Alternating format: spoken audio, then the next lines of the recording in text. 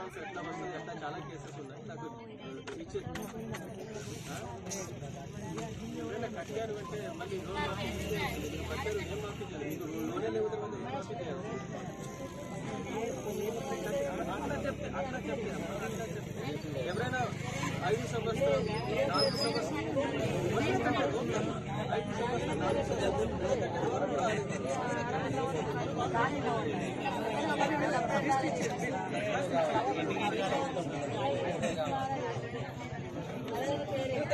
Zero వస్తలేదు మాకు. మరి కరెంటు బిల్లు జీరో వస్తలేదు. మేము 2 సార్లు అప్లికేషన్ ఇచ్చినాం. ఎప్పుడు చెప్తున్నారు? ఎప్పుడైనా చెక్ చేయించారా? ప్రజాసేవా కేంద్రాలు ఉన్నాయి, ఏం చెప్పారు? మేము అక్కడ అప్లికేషన్ పెట్టమంటే ఎంపీడీ ఆఫీసులు ఇచ్చేసినాం. అక్కడ చెక్ చేశారా? మళ్ళీ పెట్టేటప్పుడు వస్తుంది అంటారు. మళ్ళీ అదే బిల్లు వేస్తాను.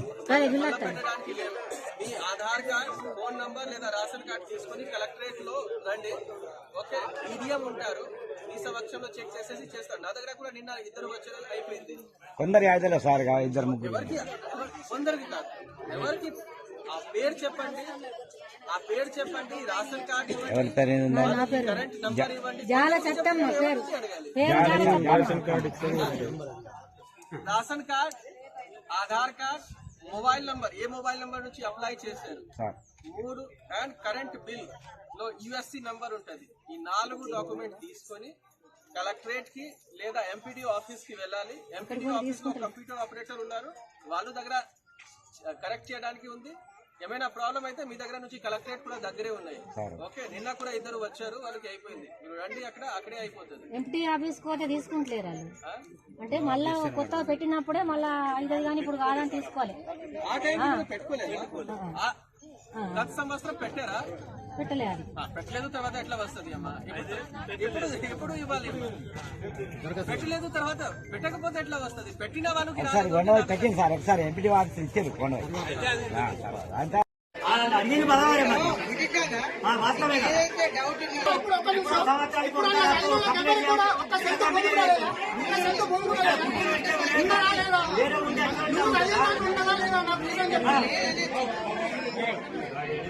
గ్రామసభ అంటే ఏంటిది అంటే ఇలా భూమి ఉన్నది ఇవ్వండి అని చెప్పడానికి మేము వచ్చినాము.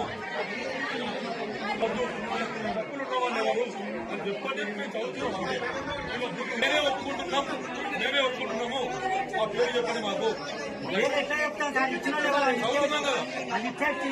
ఇవ్వలే ఇంకా మేము చదువుతున్నాం. ఎవరికి ఇవ్వాలి అని అడుగుతున్నాం. ఎవరికి ఇవ్వాలి?